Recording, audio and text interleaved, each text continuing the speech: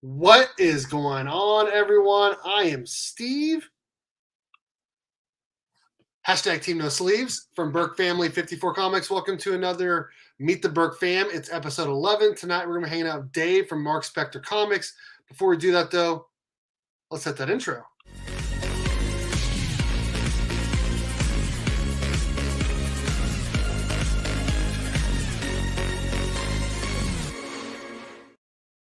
What is going on, Dave? How's it going, brother? Hey, what's going on, everybody? How you doing, Steve? Dude, I'm doing well. How are you doing? Good, good. Thanks for having me on tonight. Absolutely. I'm excited to have you on. Before we get any further, I do want to say that tonight's Meet the Berkfam episode 11 is brought to you by comic_book_Preston and IG. If you ever need any comic books press, head up Eric over at comic_book_Preston on Instagram and use my promo code BERK54 and you get free shipping back to you on your first order. Thank you again to comic_book_Preston on Instagram for sponsoring the channel. We got lots of people over here in the chat, man. We got to say hi to everyone. First up, Carlito. What is up, dude? How's it going? What's up, Carlito?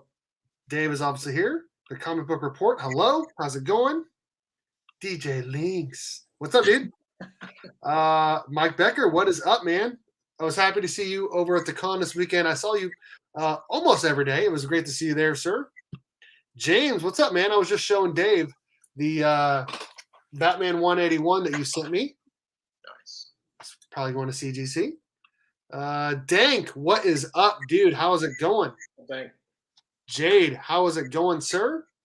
Robert, what's up? No sleeves. That's right. That's right. Let's see here. Pocan Joe, hello. What is going on, Joe? What's up? Joe. Nick, hey, yo. What is up, dude? Let's see here. Is that everyone? Awesome, Lemay. What's up? We are going to be doing, I am going to be showing off this month's Berk box here in a little bit. I wanted to do that after we talk to Dave, try to get some more people up in here so everyone can see it. Yeah, we're going to do that here later. First, we're going to talk to Dave. Dave, how's it going, man? Pretty good, pretty good. Like I said, I'm glad to be on here tonight, talking comics and whatnot, and just see what's going on with everybody tonight. What up, Paul Rogers? How's it going, man? So we're going to be talking to Dave about his collecting and all that. Do you want to show off that book you just got today, or are you going to wait for your channel to do that? I could show it off tonight, and then I'll make a video, and Okay. we'll do it as well. So I was at an antique shop this afternoon. I had a little bit of time, and there's a spot not too far from me that I go to from time to time, and they have, a few different people that rent out space, and sometimes they have a little bit of comics there. So I ended up finding one there that had a lot of Bronze and Silver Age books. So I ended up picking up this early Amazing Spider-Man. This is ASM issue number 38. Boom. And if you're not familiar, like if you get anything that's sub issue 50 for ASM, it's just a great pickup. Obviously they're all 12 centers, but this is also Steve Ditko's last artwork on Marvel, and it's the second appearance of Mary Jane. And it's really nice shape. I'm gonna end up sending this off to CGC eventually. Beautiful. I've never seen this book in the wild. I was happy to find it, and I was like, I got to pick this up and take it home. So that was a nice pickup. That's what's up. That is what's up. They had a ton of great keys there. They had a lot of second and third appearances of Punisher. They had some early Fantastic Fours and X-Men there. It was just craziness. A lot of early stuff there. I was really surprised to see. Everyone is saying nice pickup, nice all that. Collectibles Lounge, what is going on? Selwyn, what is up, sir? War Machine Punisher, I saw you drop in. What is going on, sir? Brother Joe, dude, I saw him at the con. He recognized me with my Berkfam shirt walking by. What's going on, Joe?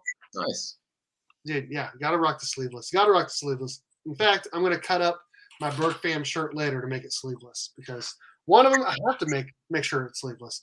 What is going on, John? How's it going, brother? Hey, what's going on? So we're gonna talk to Dave here. Dave, I don't know if I've ever heard when you started collecting comic books. Like, how long ago was it? Because I feel like I've known you for a long time.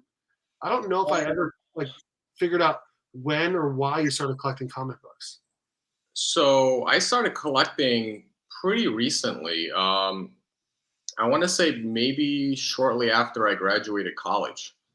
And I never grew up with comics. My parents they moved here from Portugal, to start a living, and I never grew up watching cartoons or anything like that. I never really knew much about superhero stuff until later on, probably when I was like in my late teens, and I started watching a lot of the Marvel and DC movies, and and then I started really getting into like, wow, there's comic books out there that I can start reading and picking up, and that's when I started picking up comic books. Was really in my early 20s when I was just like finishing up college, and then I had some extra money and stuff, because when I was in college I had no money. Nobody Right. has money in college. So shortly after is when I first started working, and like I had some extra money, and they're like, all right, let me start buying some comic books.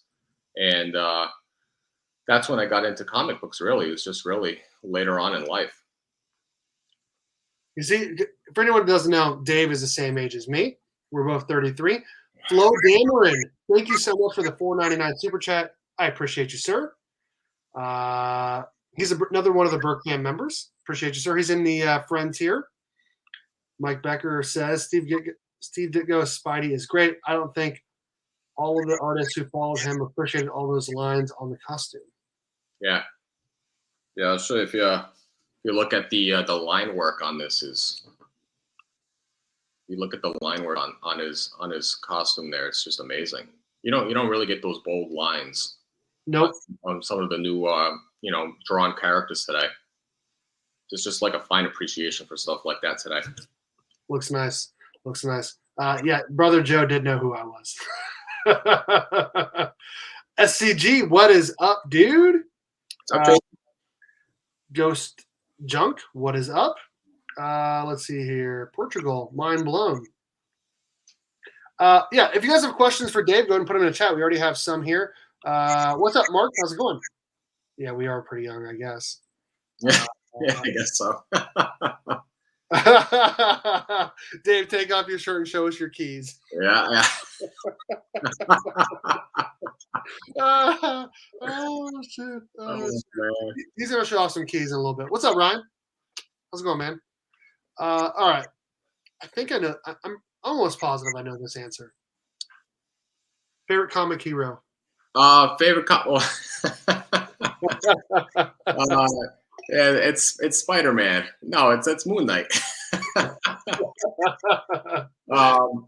So yeah, the first comic hero I got exposed to was Spider-Man. Watching the cartoon shows later on in life, and then seeing the early Spider-Man movies that came out. That's when I got first introduced into comics, was seeing Spider-Man and Batman.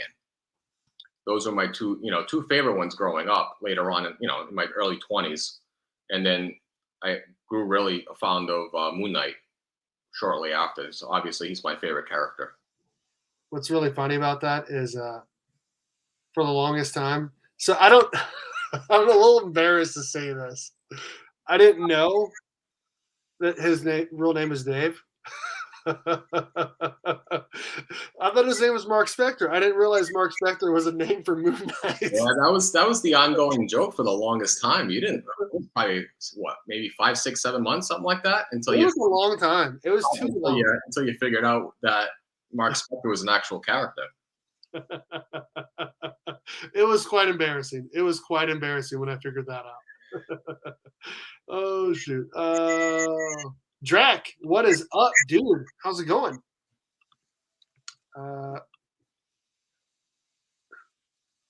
Why is it not Moon Knight? his favorite is Moon Knight. Yeah.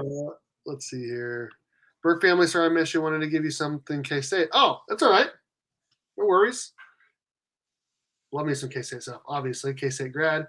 Let's see here. Yo, Dave. Yo. You have a board thickness recommendation? How do you prefer bagging your books? Bagging? Lately, so for a while, because I was buying a lot of like new issue stuff, and I was buying just like new bags and boards, like the current modern stuff. And I found that, especially if you want to maintain them and keep them from getting that, that typical spine roll that you're getting from stacking on books back and forth, back and forth. After a while, I was finding it that the modern books weren't giving you enough space on the edges. So I started moving into Silver Age bags and boards. And that's what I'm using for probably the last year or so, just to keep them in just in better condition. I want to try to keep those newer books, in the best condition possible.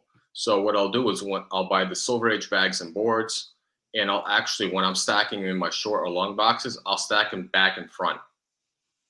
So I don't keep the books on the same side, so it's putting more pressure on the actual curvature of the book. Wow. So it evens out the distribution. And you can get more books too, actually, in your short or long boxes that way too. I noticed some people, like, they put like 2 or 3 boards in their bags, and then they do the Mylar as well. So do you have a preferred Mylar thickness? I don't actually use Mylar. Wow. Yeah. You just use regular bags? Regular bags and boards, the polyethylene bags, whatever they're called. Wow. Actually, I think I have some. Yeah, I have some right here.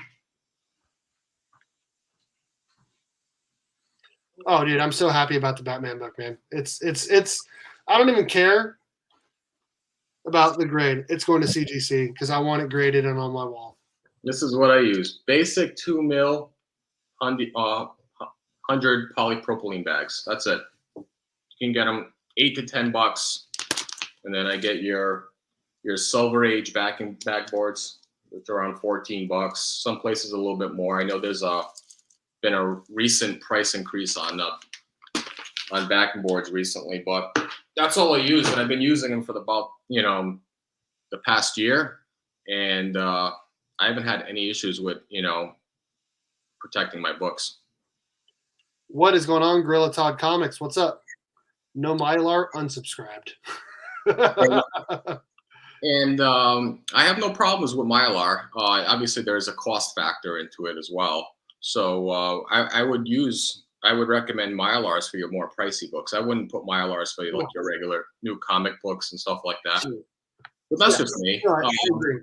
You collect and preserve your books how you feel and economically works for you, because they do get pretty pricey. Absolutely. What sold you on Moon Knights? Mike Becker wants to know.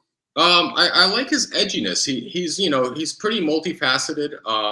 A lot of people do compare him to Batman, but like that's like kind of surface level. That they're both street level characters. They both fight crime. They're both wealthy.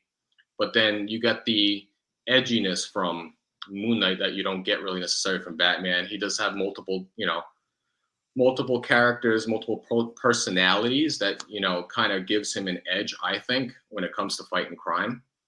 So he uses his other characters to get more intel and information, whereas Batman kind of uses more of his tech and his gadgetry to get by. That's just my take on it personally. Yeah, they're a little bit different. Yeah.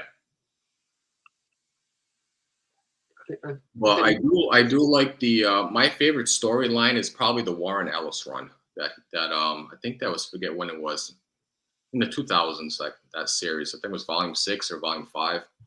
That was a great series.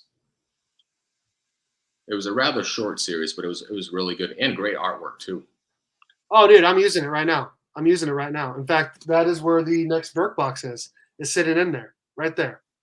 And we'll get it out here shortly. I put in the Berk box books in there and all of my Last Ronin books in there because they won't fit in a regular box, and I got to put it in sideways. So I'm definitely using it, and I love it, and it's right over there. And I got the Green Ranger Dragon Zord facing me. I love my logo, but that Dragon Zord is sick. So, yep, Silver Age is best in my opinion for displaying and everything. Yep, I agree. Let's see. Very interesting. I've been thinking of current bags, so I might have to reconsider. Thanks for the great tips, Dave. Yeah, and they're not that much difference in price from the modern to Silver Age. You're talking about maybe like a couple dollars difference, and you get that little extra protection on the side. That's just why I migrated towards the Silver Age bags and boards. Yep, 2 boards and Mylar Magic, baby. Nice. Yep. Let's see. Oh, it jumped on me. Hoarder's Hide, what is up, dude? Scott, how are you? Sorry if we have a echo. I don't know what's going on here. Thomas, what's up, dude? Let's see here. I mean, at there's a certain amount of time, everyone needs to change out the bags for sure. 7 years is probably yeah, absolutely. They say what 3 to 7 years, maybe you should change your bags and boards if you're using polypropylene versus mylar. Mylar, you don't have to really change them, but it depends on also the type of location you're living, the type of humidity. If you're living in more humid versus dry area, how you're storing your books in general will depend on if it lasts a little bit more towards the 6, 7 years versus a 3 or 4. So that where you're living in the country too will have an impact. Let's see here. Vast majority of my books are poly bags. Yeah, I think that's everyone, right? Like they got to be like no one stores every single book in mylar, right? So like 95% of my books are just in poly bags because they're not worth as much as the graded books. I try to put in mylar. Like if you saw the video, I put this in mylar as soon as I got home. Even though it's in a low grade anyway, so it's not a big deal. But I did want a little extra protection on that.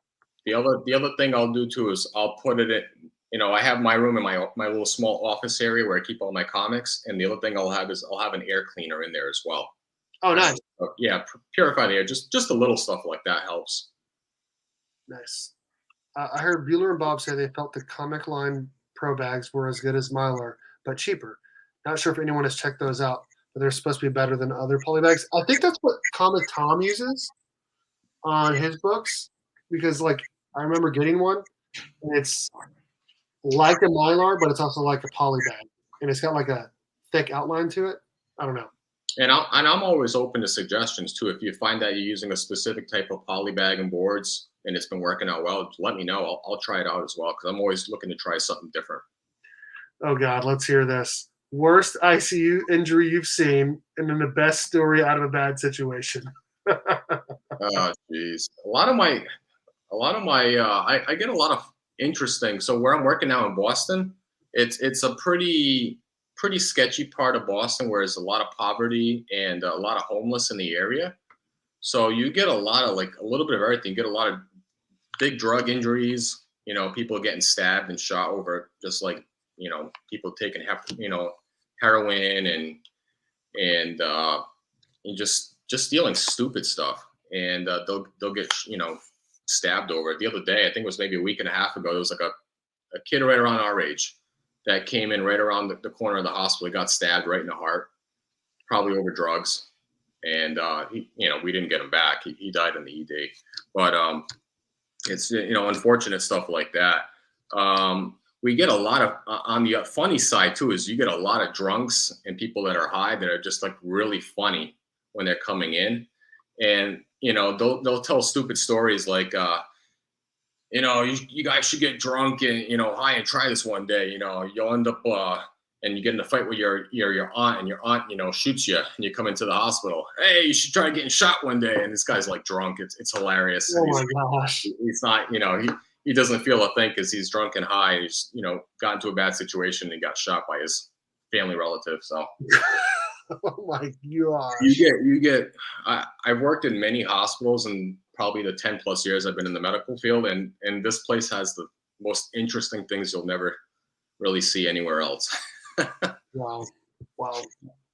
We get a lot of traumas too. We get a lot of motor vehicle accidents, people falling off ladders, houses doing, people who are elderly working in houses on their roofs that shouldn't be working, and they fall and break their legs and hips and stuff like that. You get that all the time.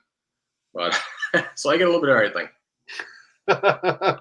Do you like Stephen Platt's drawing of Moon Knight? Yes. So he's I think I'm missing only 2 issues of that run from 55 to 60. I think I'm missing 57 and 58. Yeah, I love that artwork. I'd love to have. This is one of my personal goals, is to try to get some Stephen Platt artwork, original artwork, because I love that issue 55, and I think it's 56, the one when he has that really cool ASM 300 cover swipe. with Moon Knight on. It's really nice. But it's one of those things with Stephen Platt. You never see his original artwork go for sale, and I would imagine when it does, it goes for a pretty penny. So I wouldn't want like a cover. I would just like even to have just like interior artwork. I'd love to have because his artwork's amazing. The Green Ranger is the best, no doubt. I hated Moon Knight when I first came across him. I was a quarter bend diving on some West Coast Avengers. Moon Knight was hooking up with Tigra, and I wanted her with Hank Pym. Yeah, there's some. You can get some really cheap West Coast Avengers issues with Moon Knight on there, and it's actually pretty good reads. You know, a lot of people don't like overlook that series. It's a pretty good run. Yeah, yeah. I was reading Todd's comment on Platt's artwork. Yeah, it really. I'm sure it has been scooped up. I'd love to even just see one in the wild, or up an auction because it just doesn't come up. Just use bags. You don't have to worry about it. Paper boards or no bags. I do see that quite a bit when I'm hunting in like antique shops or flea markets. You'll see the books just in the bags. Yep. And, just stacked up like that. You know, it's pretty funny. And then when you see it still in high grade, it's like wow. You wonder how it stayed that nice condition. Yeah. I'll be honest. I have like 30 or 40 books in a box over here that I got from a collection like 6, 7, 8 months ago, and they're not worth anything. So I don't have enough boards, so they're just in bags. Yeah. So let's see here. Yeah, there you go. Yeah, I still have a bunch of stuff upstairs, like when I got from like those Walmart packs, those DC and Marvel packs that I just been sitting there stacked on top of each other, just been too lazy to bag and board. Even like the free comic book day stuff. After 30 years, it seems like I'm changing out bags and boards every few years on at least a few of my boxes. Kind of working my way around. Yep, there you go. I need to do that more often. Yeah, it's interesting to always hear that from someone who's been collecting for that long to get a perspective on how frequently they've been changing bags and boards. I need to get Mike Becker on, dude. I don't want to say too much, but this guy's collection's insane. Oh, I would imagine so. You know, somebody who's been collecting that long probably has some amazing collection. And like I've only been collecting for like what 7, 8 years maybe now. That's it. Yep. So like, my collection, you know, I got maybe I don't know, maybe like 2,000-ish books, something like that in my collection, and I'm trying to keep it on the smaller side. I don't want to get it too crazy out of hand because I'm limited in space with my office. I need to do a mystery box because I have too many books, and my wife says I need to downsize. And that's why, like, sometimes I'll have to buy books and I have to sell them because I have to, you know, just keep tabs of like how much space I have in the room. And when I start seeing stacks of books like on top of the area in my office space that I share with my wife, I was like, oh crap, I got to start moving books. I just need to start moving books that like I don't care about. Like I don't need all these random Batman books. Yeah. I don't need all these just random issues of. So says the guy who wants to collect the Batman series. Yeah, but that's different. Like I'm talking like random other one-offs or mini-series. You know what I mean? Like I don't need all those. You know. Let's see here. I use a Comic Pro line oriented polypropylene. They are great, much better and thicker than regular poly bags, but cheaper than Mylar. Okay. Mm-hmm. Yeah, there's been a few people talking about the Comic Pro lines. I might have to try those. Yeah, I've only had like one in it, and I liked it.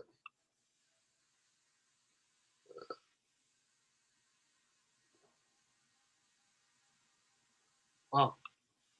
Let's see here. Like I said, if you guys have questions for Dave, put them in the chat. Bobby, what is up, dude? Yeah, it was great meeting you at the con, dude. It was really good meeting you at the con. Let's see here.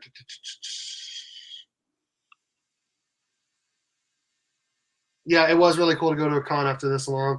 I'll be honest, I was really tired this morning going to work. I was really tired. I want to show something up really quick, and then we'll get back to Dave here. This was the last thing that I got at the con.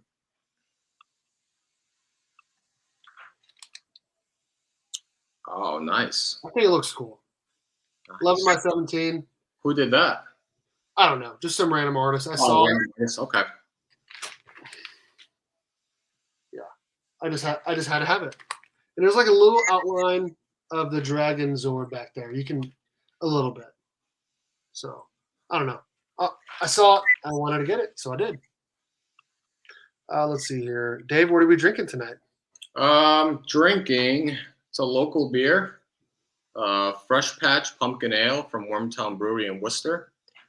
It's like a probably one of the lightest pumpkin ales I've ever had in my life. But it's up here it's starting to get into the Oktoberfest beers and pumpkin ales already. They just started putting them out this week. So I scooped up a bunch of pumpkin and Oktoberfest this past week. Nice. What books are you specking on? Any books you feel are undervalued? Oh yeah, there's so many. There's so many. Let's see. I can show you a book that's quite undervalued in my opinion. This book right here. First appearance of him, Adam Warlock. This book has been heavily undervalued for quite some time. We all know this character's coming. It's only a matter of time. We saw the Cocoon in Guardians of the Galaxy 2. So this book's gonna like really blow up. I know it's starting getting a little bit of heat now with the hot lists, but it hasn't seen anything yet for what it's gonna be. And if you're talking about FF, there's also FF66 as well. That's the origin. And then obviously the big book is this book right here. Is the Thor 165, which is like a pricey book when the thing with Adam Warlock, there's a lot of books you can spec on with Adam Warlock, but this is the priciest one. And it's also the hardest one to get in high grade because of the black cover. But I always say for Silver Age, if you can get a 4.0 or better, it's a great investment. That's awesome. Because the book came out in 69. So, Yep, I agree. I would go down to 3, but I agree 4.0 and higher is definitely a great. You can do 3 on the super expensive books, but I think generally speaking, for a Silver Age book, 4.0 or higher is usually a safe bet. And oh, sorry, go on. And I'm kind of picky in general when it comes to page quality, so I typically try to get white pages. Do you mind if we? You want to watch and react to the Spider-Man No Way Home trailer that just launched while we went live? Yeah, because remember we were talking about that in the Berk chat earlier. That I didn't believe that what we saw earlier was real. So because I knew it was going to drop tonight. So let's check it out. Let's check it out. My computer can start loading.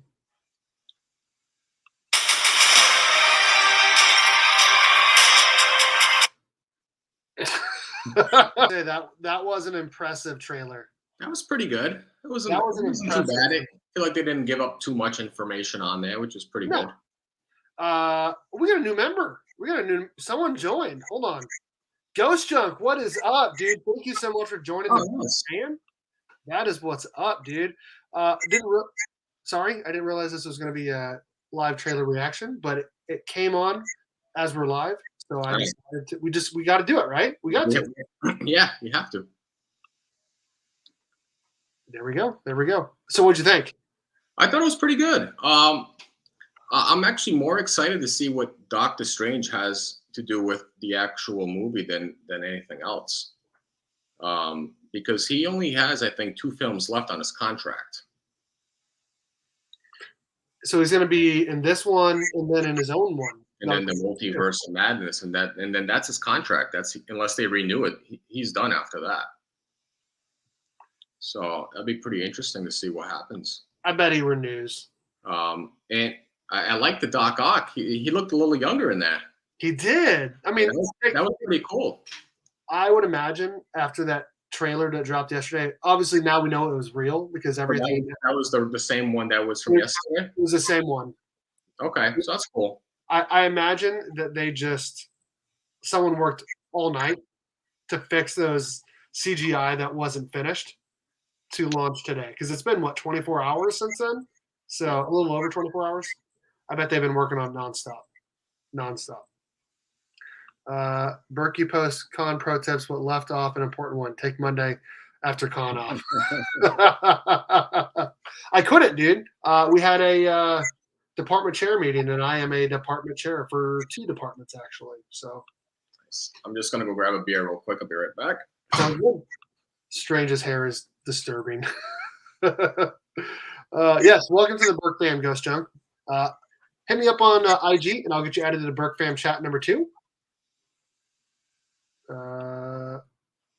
Yeah, dude, absolutely.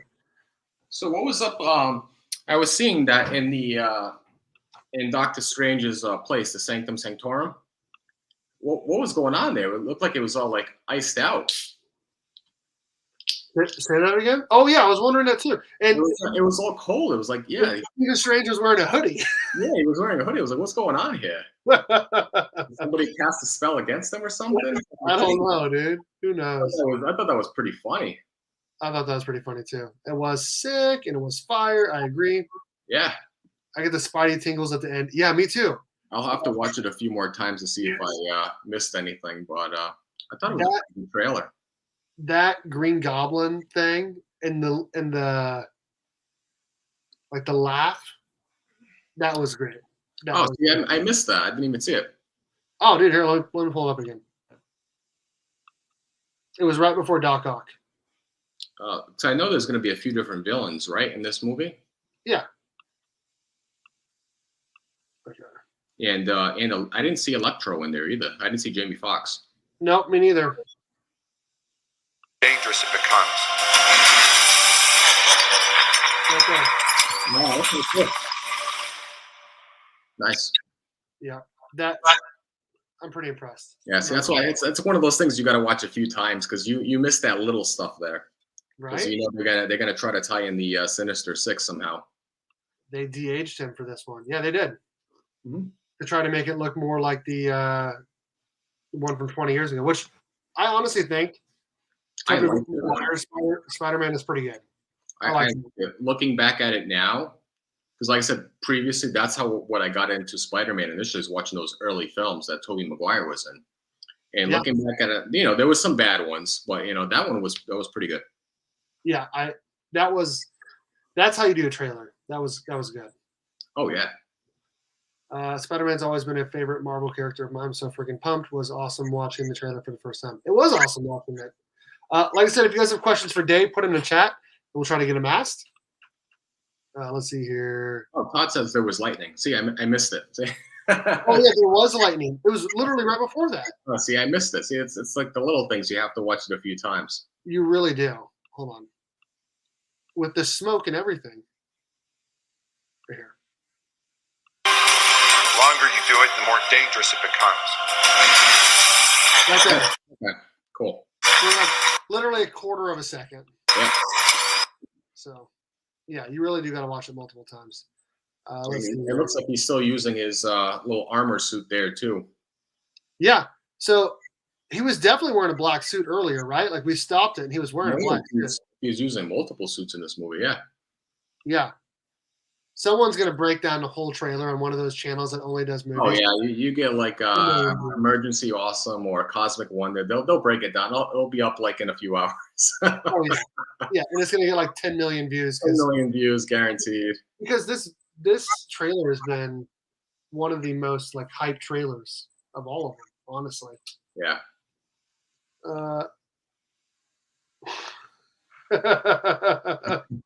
It could be. Sinister Six potentially. Yep. Yeah, I think that's what they're tying it into slowly. Maybe they're tying it into the day after tomorrow. I actually did like that movie. I'm not gonna lie. I thought it was pretty good. I liked it. Did you like the final Eternals trailer as well? I did. That looked pretty good. The teaser one was like, all right, you guys are like not showing us anything, but this one was actually good. It was legit. That was, yeah, I really got me excited to watch it, or going to watch it. Yeah, and it looks like Icarus is going to be like, he's kind of like Superman. They made him look like Superman. Icarus is a beast. He's a really strong character for the Eternals. I'm surprised that they're using Athena is the lead character in the series. Marvel has so many characters that are like their power level is insanely high. Like their line is already like it feels like 3 to 4 times as big as DC's, but then they have so many that their power levels are insane. Yeah. So yeah, the pumpkin bomb is traffic. Yep. There you go. Nice. Nice. Look, like I said, if you have any questions for Dave, put them in the chat. So Dave, what books are you grabbing this week? This week? Oh shoot. I gotta check to see what's coming out. I know this is a rather heavy DC week. Yep.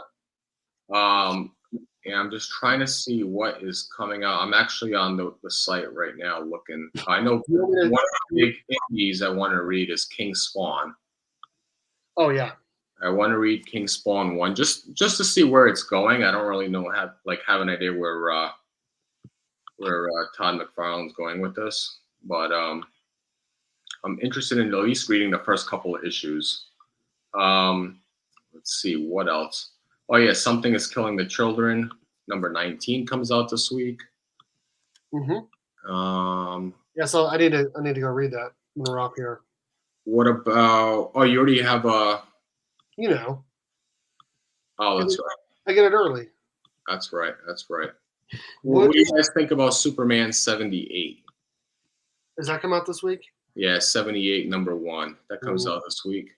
Well, that comes out, and Son of Kal-El number 2 comes out this week. Yep, there's that. There's so many DC books. There's Robin number 5. Yep. Superman Lobo number 1. One of my friends, D-Rock Comics, him and Legion of Comics and Small Town Collectibles are the 3 biggest Superman fans I know. Okay. And they have like dissenting like arguments about the new Superman. Like Mark loved it. D-Rock Comics hates it. Oh, really? He absolutely hates it. He wants Clark Kent and Lois Lane working at the Daily Planet. And I respect that. But no, he does not like John becoming the new Superman. He does not like it at all. I'm not too familiar with the character, so I don't have any opinion on it. What show is more fun to be on, Meet the Berkfam or 7.5 Questions? Yeah, they're both fun. This is a good time. You don't have to do any. You didn't have to do any homework before my show. That's true. No homework. Oh, shit. What else? Oh, Ice Cream Man comes out this week too. Ice Cream Man 25. Trying to see, is there any good Marvel books coming out this week? Yeah, Thor 16, which I'm kind of over Thor at this point. The last few issues have been kind of boring.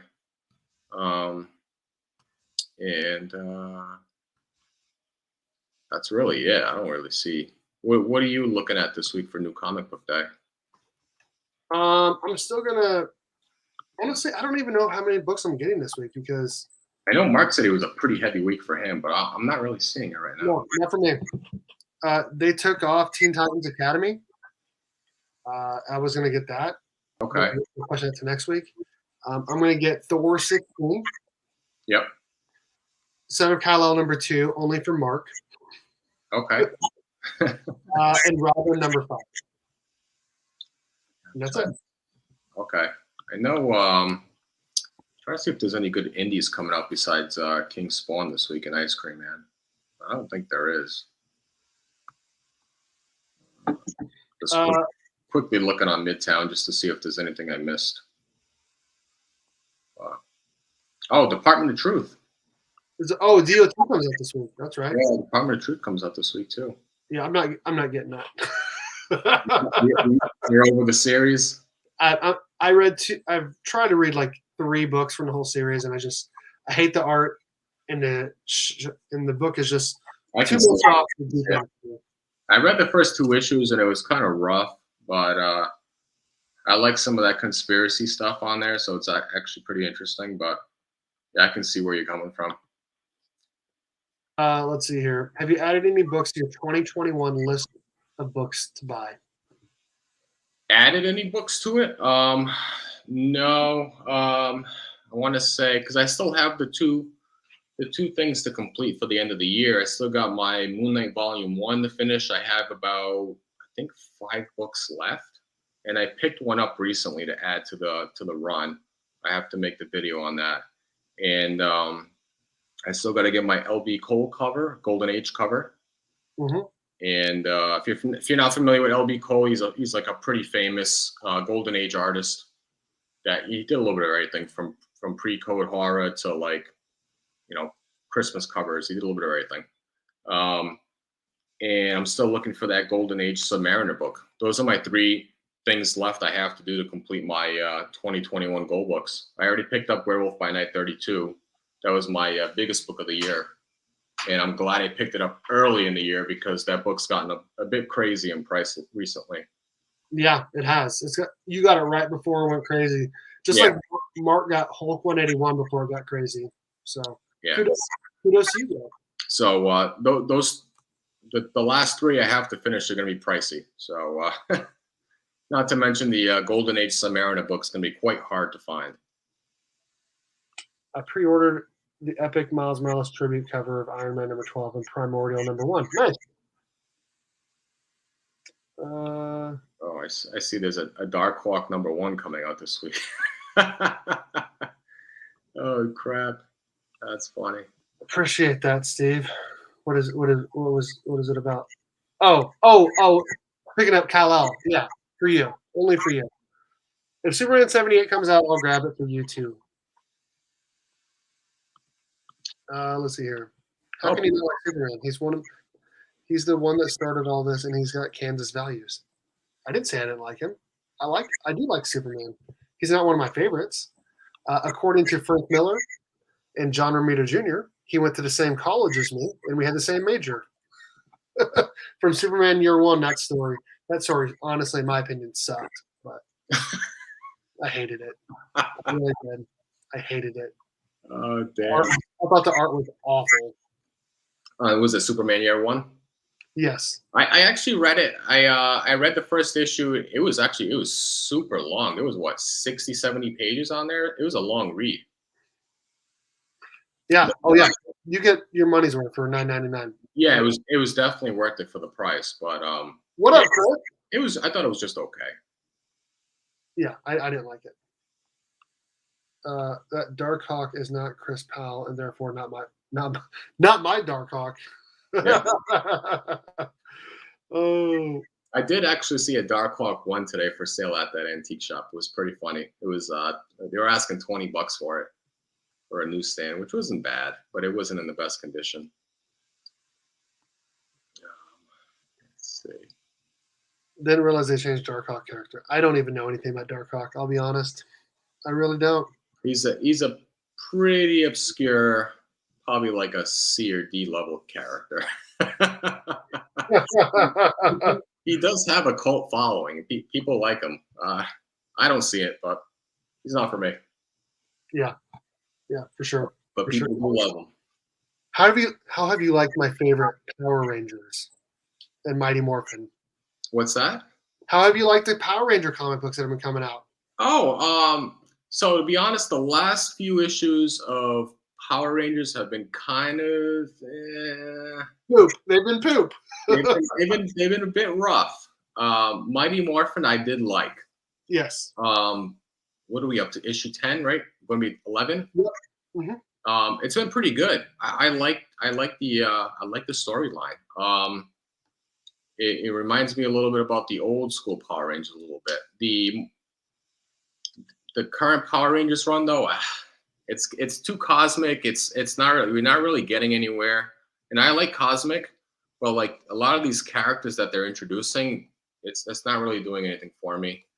And then after the whole last issue with that cat thing, that looks like is going to be getting powers.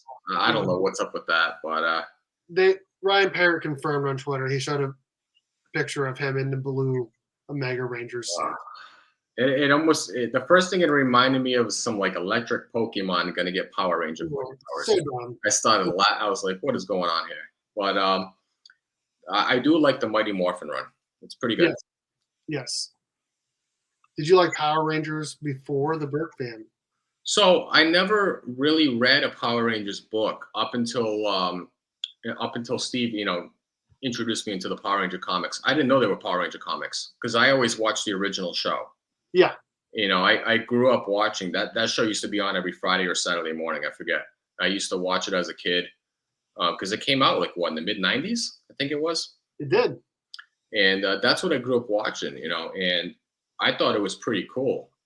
And I had some of the action figures. I think I still have some of the old action figures down in my parents' basement somewhere. And Nice.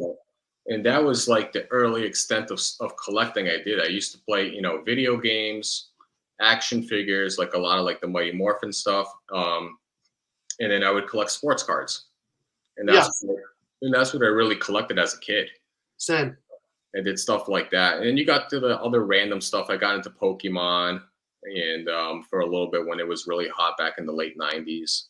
And then I stopped collecting for a while because then that's when I got into like, high school and college, and then just didn't have, time or the money to pay for that stuff. Well, I like that you're reading Power Rangers now. It gives us something to talk about. And I do feel like if people haven't read it yet, it is different than a TV show. Like it's similar, it's nostalgic, but it's like a real comic book. Like it's not a kid's comic book. And the first Power Rangers book I read was that Power Rangers Team NT1 crossover, which was pretty good. Yeah. That was a good 6 issues, I think it was. It was a good series. 5 issues. It was really good. Yeah. The art was. I didn't mind it. It was okay. It was colorful. It was colorful for what it was. And like I said, recently I picked up this Power Rangers book that I was pretty happy to get. Yeah. I was real happy to pick up this Power Rangers #1. Like an LCS close to me. Not that I go to once in a few months. I'll check it out because they have some pretty good books. Back issues there for like a few bucks. You can get some really good keys in there. So I ended up picking this up for $4. I was like, wow, this is a big score. So absolutely big score. So that was. I'll eventually send that off to grading, but I was just happy as watching the Power Rangers to actually find Mighty Morphin #1. I love it. Any cool tattoos, Dave? I guess it depends on what you like for tattoos. I do have I do got a half a sleeve on my arm.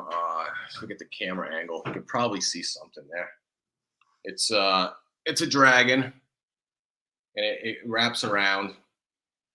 So I had that done maybe 6-7 years ago by a local artist. He used to tattoo a lot of the New England Patriots players. He was pretty well known, and he was known for his Asian artwork. So he did that, and that was actually in 3 sit-ins. I got that done. Took 15 hours total. That was my second piece. My first piece was on my back. It's I got the Portuguese crest because I'm Portuguese and I'm a big soccer player. So a lot of the people who like to play soccer get the Portuguese crest tattooed on them, and mine's on my back. And it was probably my worst tattoo because I got it done at this guy's house. Cost me only $50, and it's a typical $50 tattoo. So, but that was my first tattoo, and I didn't know any better. I was 18 years old, so you don't know any better at that age. And it was like, oh yeah, I tattooed for a long time, one of those, guys. And, he's the typical, I know a guy. I know a guy. I'll get it. I'll have you come over and get it done. We'll get it done in like 2-3 hours. And I was like, one of those. And if you ever got a tattoo on your back, especially around the spine area, it sucks because your spinal column does not accept ink pretty easily. So you're constantly going over the back. So it's pretty painful, but not the best tattoo. But I'm okay with it because I don't see it often because it's on my back. And then I do have one on my calf. You could probably, I don't know if you'll be able to see it. But, little calf tattoo.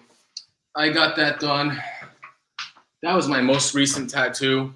I got that done when I was on my my honeymoon down in New Zealand. Nice. And so I kind of have like one of this like wish list type of things. I want to get a tattoo in like every continent I go to. Okay. So obviously I got one in North America. I got one in Australia, New Zealand. So when I go back to Europe, probably to see my family, either in Portugal or Switzerland, I'll get my tattoo over there. It doesn't have to be anything big, just like something small, because it's like one of those things you don't. He doesn't skip anything. He does not skip anything. Thanks, man. So that's on my to-do list. My personal grail list is to get a tattoo in every continent, but in no particular rush to get that done. I like it. I have 0 tattoos. If you didn't already know, I'm assuming you probably knew that. Probably figured that I didn't have any. That's just. I only have 3. That's it. Well, and we've seen all of them. Well, one of them is huge. It's a half sleeve. Yeah, it's a half sleeve, and and so people ask me, do you ever want to complete it? And I was like, the tattoo's completed. He completed it. I just and I don't want to touch it because the guy passed away. So in my eyes, the tattoo is completed. I wanted to get something added to it, maybe on the other side, and just continue with it, but I'll never get that touched again. So nice. Here we are talking about tattoos and showing off body parts on Meet the Berkfam and reviewing trailers. Oh man, this has been fun. A little bit of everything. A little bit of everything. I think it's time to show off the Berk box for this month. Are you ready? Yeah, we can do that. All right, here we go. So for the September Berk box, which you can enter to win by joining below, clicking on the join button, being a family tier member at $9.99. There's a video you can watch that says all the perks on there. Dave is a family tier member. Yep. And the monthly Berk box is sponsored by the 616comics.com. I appreciate you, John and Erica. You guys are amazing. And we got some pretty good stuff. We got some, in my opinion, last month's box was great. This month's box is equally as great. So let's see here. Let me see if I can find throw-in books first. Okay, here we go. I try to throw in some of my own books that I get as well in here. So first one is just a second printing of Negan Lives.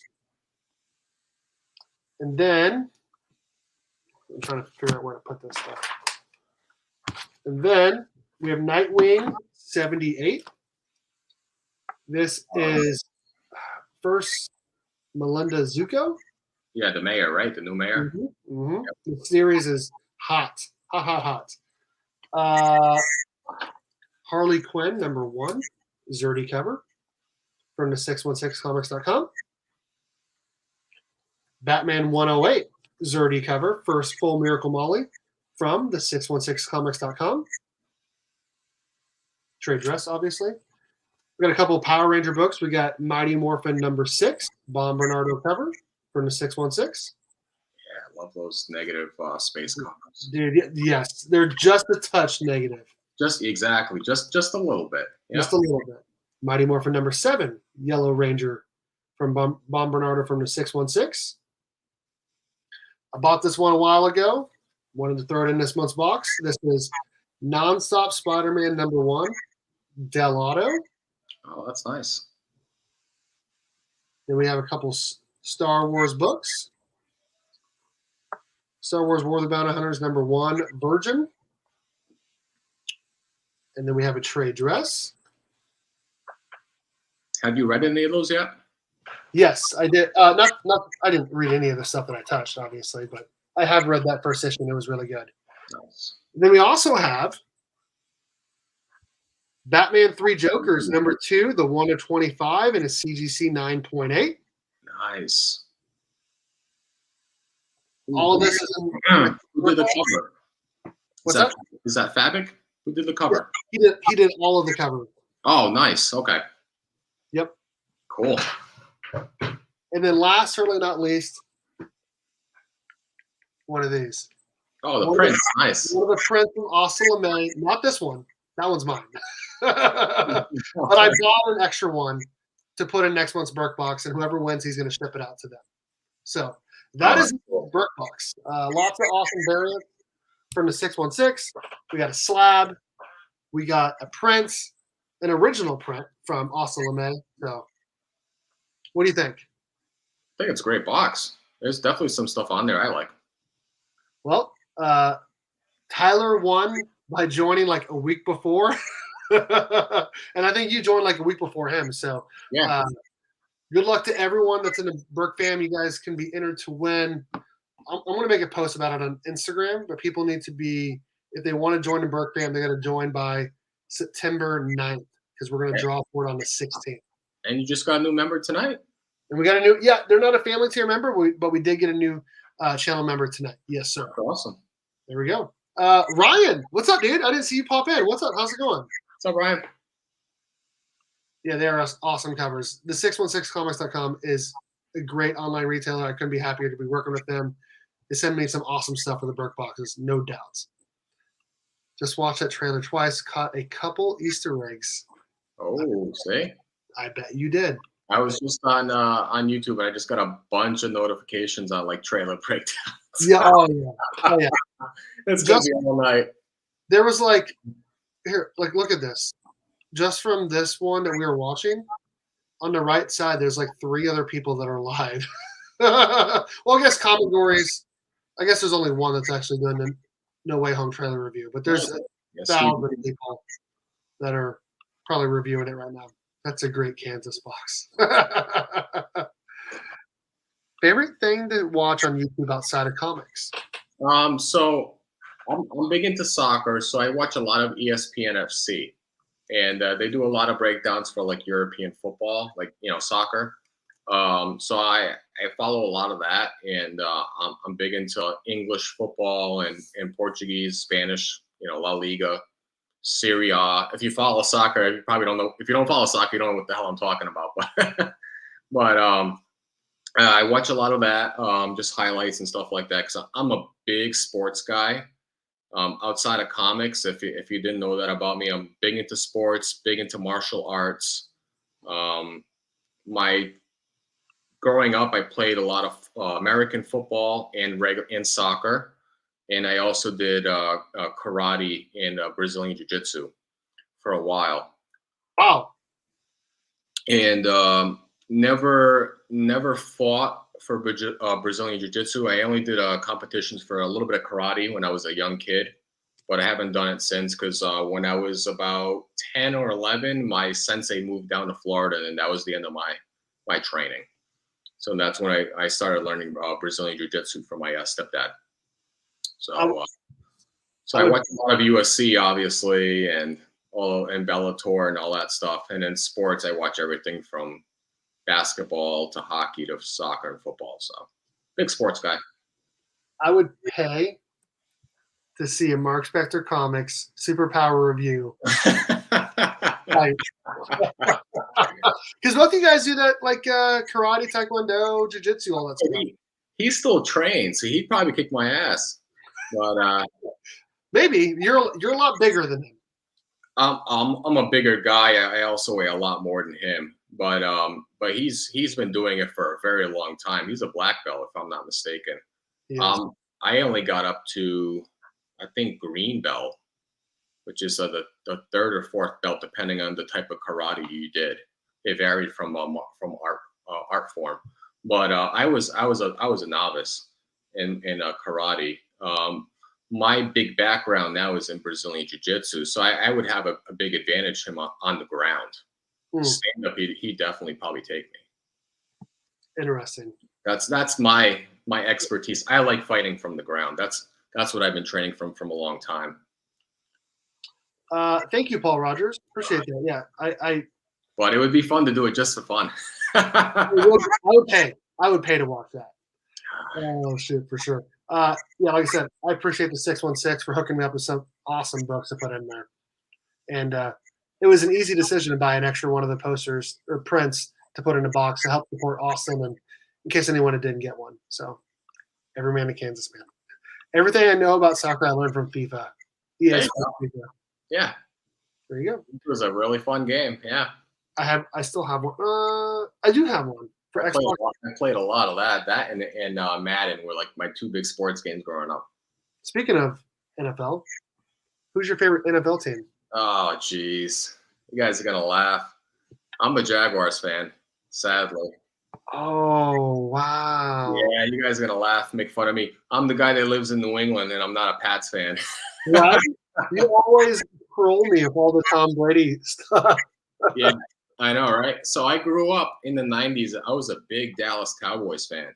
I loved Troy Aikman, Emmitt Smith, Michael Irvin, Deion Sanders. Big fan of those players growing up in the 90s. And then once they retired, or the vast majority of them retired, I wasn't a big fan of them anymore. I followed the players. And when Fred Taylor came out from University of Florida, I was a big fan of Freddie Taylor. He was a beast. And he went to the He got drafted for the Jaguars. I was like, I'm going to follow him. And I've been a Jaguars fan since. Him, watching him, Mark Brunell, Jimmy Smith, like the great three players. And they had a decent defense back then. And they ended up a couple of times playing the Denver Broncos and the Pats in the AFC championships, and they always lose. So that's when I hated the Patriots. I remember picking them. Me and my brother-in-law picked them like week 12 to win the Super Bowl. The year I think they were up 20-0 on the Pats that year. Yeah. This is just like 3 or 4 years ago when they had Blake Bortles. Yeah, I almost went to that game too in Foxborough. That would have been cool. They had that game wrapped up. And a fumble that they didn't give to them that would have ended the game. And then obviously you got, Tom Brady, that magic. You gave him some time and they win the game. And that's how it happens. It always happens. And then you got Go Chiefs. Yeah. And you got, of course, you're going to get Tyler pulling out the Colts. Oh, man. So, yeah. Didn't the Colts always get owned by some team in Foxborough or something? Yeah. So I've been told. Oh, shit. Well, Dave, this has been a ton of fun having you on, dude. We did a little bit of everything on here. I didn't get to ask you a ton of questions. We just kind of Yeah. You want me to show some books? Sure. Yeah, absolutely. Yeah, go ahead. Let me grab some books. I got a big stack of books. Okay, cool. Mike Becker grew up a Bears fan, but now that I live 15 minutes from Arrowhead, I do go to Chiefs games. I split season tickets with my buddy. I've never been to a game, so if you decide to go to a game and you need someone to go with, let me know. I've never been to an NFL game in my entire life. That is true. Circumstances. Tom Brady has broken many fans' hearts. I don't even want to talk about Tom Brady. including my teams as well. So I know the fan. So what do you guys want to see? I got a little bit of everything. I got everything from modern to golden age to even like original art. So I can show you a little bit of everything. Yeah, whatever. I'll start with, I guess, this is my oldest book I have in my collection. And I ended up picking this up at I think it was an antique shop, maybe about 6 months ago. And this is Weird Tales. I want to say this is, what's this? Issue 4. They named these quarterly back in the day. And this is from 1939. And I had to do a lot of research on this book. I ended up, I think, picking this up at $30. And I did some research, and on the side of it, it says October of 39, but this cover is from 1934. So somebody ended up gluing this cover onto this book itself. So it was kind of interesting. I had to do a lot of research to find this out. And if you're not familiar with this cover, this is a classic cover. This is actually the first cover appearance of Conan, the original Conan. And wow. It's there's a lot of really good H.P. Lovecraft stories in here. So if you're a big fan of H.P. Lovecraft, it's a lot of good reads in here. So this is my oldest book in the collection. Came from 1939, even though the cover is from 34. So somebody at some point glued the wrong cover to the book. But I was happy to find that. I do have two original art pieces from, this is a local artist here. This is from Robert Geronimo's Blood Realm series. And this is from, I want to say, issue number 2 or issue number 3 from volume 2. And this is an interior page. And a lot of his, I want to say the vast majority of his original arts were drawn, like hand painted and not like drawn. So Yeah. that's why it's like the size that it is. And so this is from an interior page. And then this is the actual cover. And it came here with a print itself as well. And a lot of the covers he was telling me were digitally made. So this was one of the few covers that were actually hand painted. So that's my only original art I have in the collection. And I show that off on Scott's channel as well for 7.5 questions. I'm looking to get more original art. It's just like, they can be pricey. It's just looking around, but you can find some deals if you're lucky. Yeah. So that's one of my goals, is to slowly get some more original artwork. This is a nice little spec book, obviously. This is Eternals #1 and a 9/6. We all know that movie's coming out probably in a couple of months, I believe. A book I keep telling people to pick up is Strange Tales, issue number 169. And this is the first appearance of Brother Voodoo. And he is likely going to be in the Multiverse of Madness movie. It's not been confirmed, but I do believe he's going to end up replacing Benedict Cumberbatch's Doctor Strange when I don't think he's going to renew his contract. So I think he's going to end up taking his place. That's my big spec book right now. If you can afford that book, I definitely pick that up.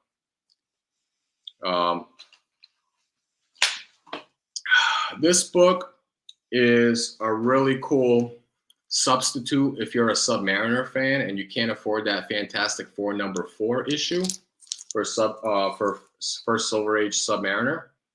I recommend picking up Iron Man and the Submariner issue #1. It's a one-shot, and it predates both Iron Man #1 and Submariner #1.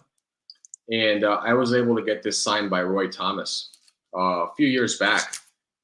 This was in 2018. Yeah, I met Roy Thomas at Terrificon. Super nice guy.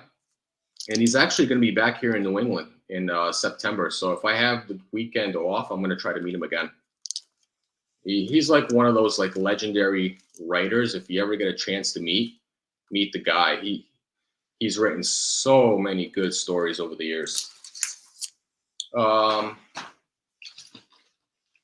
Let's see. Obviously, you guys have seen this book many times. This is my 2021 top Grail book. This is Werewolf by Night. Beautiful. 32 at a 7.0. It's a UK pence variant, which is even harder to find. I was happy to get any copy in general. Like I said, the price on this book was getting absolutely out of control. And I was glad to get it early in the year when I did. And it's a white pager. Oh. I think it's less than 130 on the census for the UK price variant. So they're pretty hard to find versus the American 20 centers, because I think there's about 3,400 or so graded in those. I've talked about this book quite a bit. This is my favorite villain of all time, Kang the Conqueror. This is Avengers #8. Finally glad to see that this villain is getting a little bit of the respect that it gets, because and it's being played by a great actor in Jonathan Majors. So I'm excited to see what an actor of his skill set can do with this great character. I'm gonna do a little bit of Golden Age now, and like I said, one of my last big books of the year is to get a Golden Age Submariner book. So preferably by Alex Schomburg, which if you collect Golden Age, you know who Alex Schomburg is. So I'm going to show you some of my Alex Schomburg slabs that I have in my collection. I got Thrilling Comics. This is issue number 60, done by Alex Schomburg. and this is an airbrushed cover at 3.5. I always think this is really cool because the person who owned this at one time did their little bit of mathematics on there. So you can see that the person who owned it didn't mind writing on their cover, doing some of their homework and whatnot. So that's pretty cool. Nice. I got another Alex Schomburg. This was actually my first Alex Schomburg slab that I got, and this is from May of 1945, which the war was still ongoing at the time. And this is Real Life Comics number 23. And this is a nice little war cover done by Alex Schomburg. And if you're trying to get into Alex Schomburg covers and you don't want to pay the really expensive superhero prices, I recommend getting into some of these lesser known titles. And this is done by Nador Comics, Nador Publications. So you can get like a 6.0 for like $200 to $300, which is really affordable for an Alex Schomburg. And probably my prized Golden Age book, and this is done by Frank Frazetta. And this is Weird Science Fantasy, issue number 29. And then this is a classic Frank Frazetta artwork. This is the last issue of Weird Science Fantasy. They did, for EC Comics, they did Weird Science and they did Weird Fantasy. So this is a combination of both. This is Weird Science Fantasy. And this is a relatively hard book to get in high grade. Once you start getting over like a 5.5 to 6, it gets like into the thousands. So to get this in a 4.5, I was really happy to get. And it's a white pager, which is even harder. So really great book to get. That was one of my goal books for last year, was to get a Frank Frazetta piece. I was looking for either that or his other famous series. So I ended up getting that one, and I was really happy. And I think you'll like this, Steve, because I'm going to finish off with some DC books. Let's see it. All right.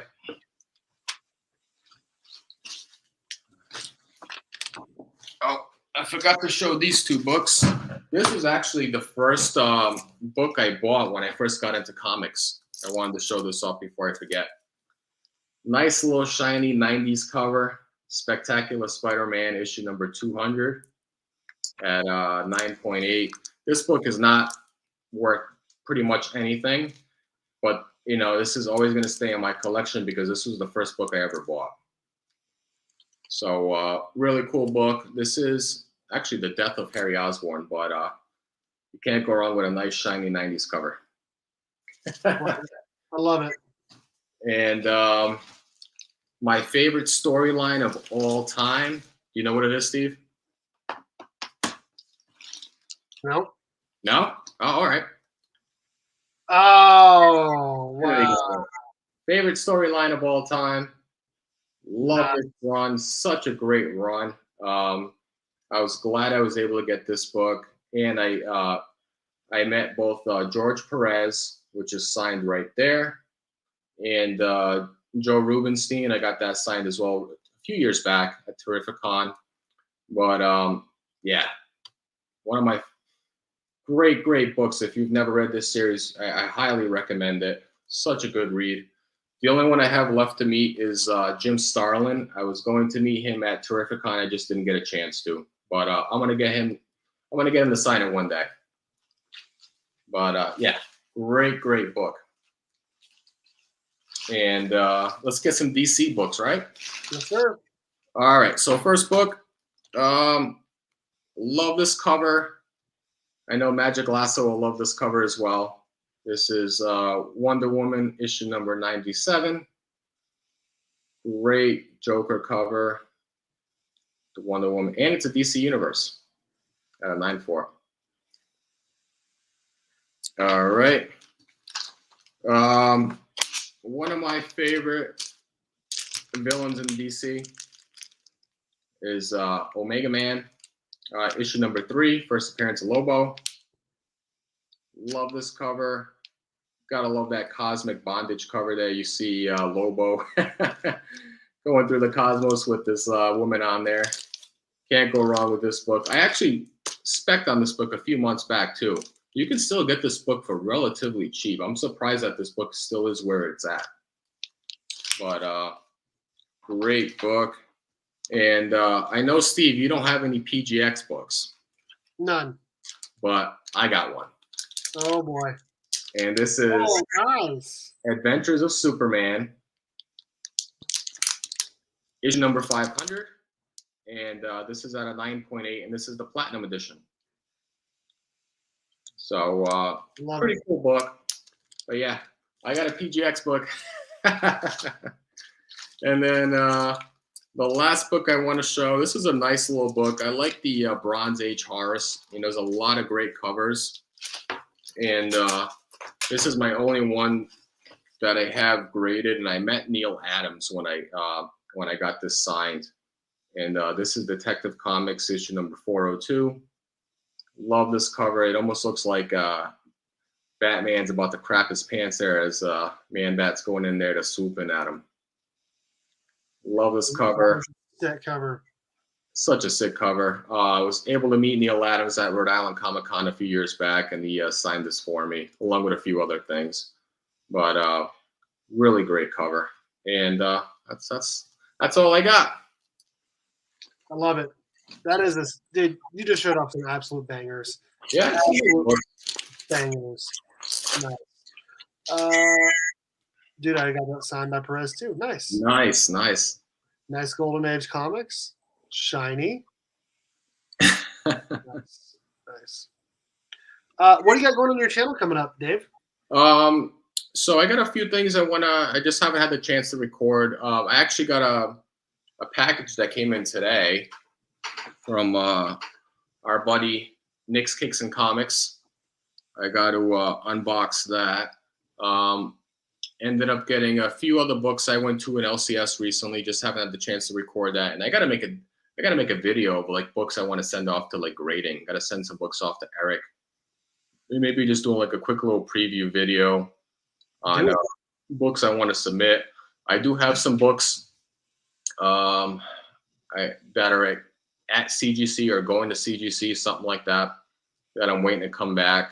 So hopefully when those come in, I can do an unboxing on that. And I should be getting some books probably end of the week or early next week from my buddy Mike from Night Tiger Comics. We ended up doing a live trade on his channel a few days back. And I'm going to send out his books probably Wednesday, and hopefully I can get mine in end of the week or early next week, and I can show you off the books that I did in the trade, which actually was a lot of fun doing a live trade. And so that's what I got for going on right now on the channel. I'm having a mini crisis, and I'll tell you about it when we get off here. But I thought it was like a really cool thing, just do like an online like live stream a trade. I like it. So that was pretty fun to do. Nice. I was gonna do a CGC submission. I was gonna put that up for tomorrow. Okay. But I looked at one of these books here, and I'm not gonna send it. And I'll tell you after we get off live what the deal is. I'm gonna wait for the seller that I bought the book from to respond before I say anything about it. So. Yeah. All right. It'll be interesting to hear that story. But yeah, I just showed up the Berk box. I'll probably do an unboxing for tomorrow. I got a box here I need to unbox, but that'll probably go up tomorrow. Oh, when are you doing the monthly drawing? Did you mention that earlier? Maybe I just September 16th. Okay. So you have to be in the Berkfam by September 9th. Gotcha. And I'll post about it tomorrow. So nice. We got probably gonna have a Thursday night chat this week. If I don't get my books yet, then we'll probably just do a hangout on Thursday night, just chill. Okay. I'm hoping I can, because I'm off Wednesday, I'll be able to read some comics for this week if we end up doing the Thursday night chat, because I'll probably end up getting called into work on Thursday, so it'll be tough. So we'll see. So okay. my goal is to be reading it on Wednesday.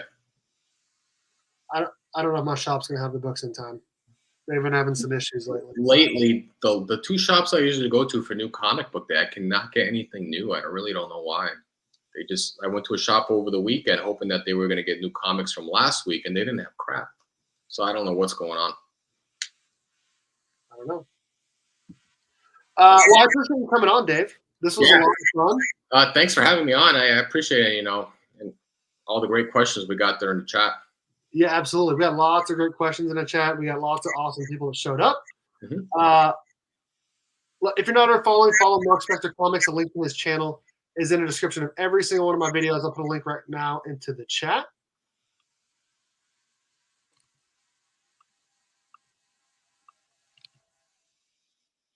There we go. All right. Thank you to comic_pressing on Instagram for sponsoring the channel. If you guys ever need any comic books press, head up Eric over at comic_pressing on Instagram and use my promo code BERK54 for free shipping back to you on your first order. Thank you also to the 616comics.com for sponsoring the monthly Berk Box. Make sure you guys check out the 616comics.com for all of your exclusive variants and all your comic book needs. Thank you also to the panel members. In a family tier, we got Flash 6792, Collectibles Lounge, Adrian Pandawson 316, Hoarder's Hide, Nick's Kicks and Comics, Blue Hellion Comics, Cardboard Crazies, Small Town Collectibles, Legion of Comics, Warlord, Paul Rogers, Oregon Wyme, Mike Becker, obviously Marc Spector Comics, who was here with us tonight, Jonathan Michael, Remy Q Studios, Jade, Chip Gittler, Slotted Up 503, DJ Links, Asa LeMay, Comic Book Poser, Actual Dracula, Tramato Cinema, Kid Runner Prince, Carlito Classico, and Tyler Shatterglass Comic Reviews. Thank you guys so much for being in the family tier. They're entered to win that monthly Berk Box, which I showed off earlier tonight. And in the friend tier, we got New Guy, Adrian APM, Dale of Suspense, and Flo Dameron, and lots of awesome people as well in the supporter tier. A link to every single person's name that you see on the screen to their Instagram or YouTube is in the description of every single one of my videos. Make sure you guys are following them. Make sure you guys are subscribed to them and helping out this amazing comic book community. Thank you, Dave, for coming on, man. I had a great time. Yeah, same here. Thanks, Steve. All right. All right, guys. And as always, go Cats, Cowabunga, and it's Morphin time.